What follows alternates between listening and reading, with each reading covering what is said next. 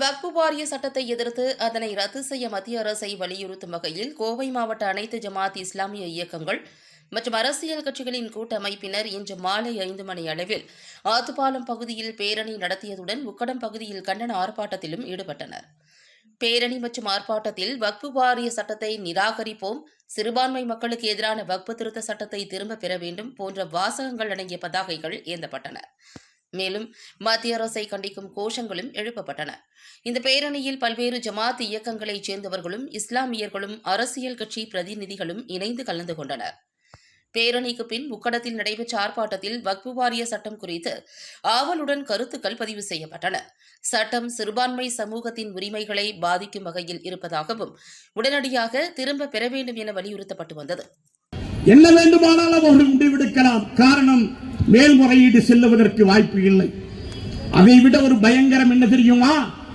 என்னுடைய இந்து சமுதாயத்தினுடைய பெருமக்களே, உங்களை பார்த்து கேட்கிறேன்.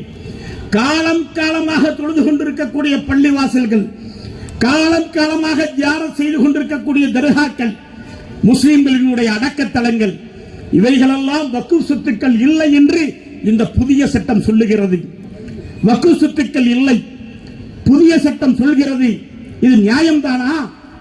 இன்னமும் சொல்ல போனால் 6 மாத காலத்திற்குள் இந்த வக்ஃபுகளை பதிவு செய்யவில்லை என்று சொன்னால் வக்ஃபுகள் இல்லை. வக்ஃபுகளில் தாவா ஏற்படுகின்ற பொழுது இப்போது எங்கே செல்லுகிறோம்? தீர்ப்பாயத்திற்கு செல்லுகிறோம். ஆனால் தீர்ப்பாயத்தினுடைய அதிகாரங்கள் இன்றைக்கு கேள்விக்குறியாக்கப்பட்டு எதை செய்திருக்கிறார்கள் என்று சொன்னால், நீங்கள் அதற்குண்டான அதிகாரி, அரசாங்கத்தினுடைய சார்பு செயலாளர் அந்தஸ்தில் உள்ள அந்த அதிகாரி முடிவெடுப்பார், அவருடைய முடிவுதான் இறுதியான முடிவு என்று சொல்லுகிறீர்களே, என்ன நியாயம்? என்ன நோக்கத்திற்காக இதை நீங்கள் செய்கிறீர்கள்? யாரை திருப்திப்படுத்துவதற்காக செய்கிறீர்கள்? 2014 நீங்கள் ஆட்சி பொறுப்புக்கு வந்தீர்கள். அப்படி ஆட்சி பொறுப்புக்கு வந்ததற்கு பிறகு 3 முறை நீங்கள் ஆட்சி செய்கிறீர்கள். முத்தலாக் தடை சட்டத்தை கொண்டு வந்தீர்கள்.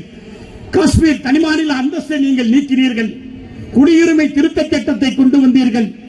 உணவின் பெயரால் கலவரத்தை ஏற்படுத்தினீர்கள். இன்னமும் சொல்ல போனால் இந்த நாட்டிலே முஸ்லிம்களுடைய வாழ்வாதாரங்கள் எல்லாம் சிதைக்கப்பட்டன.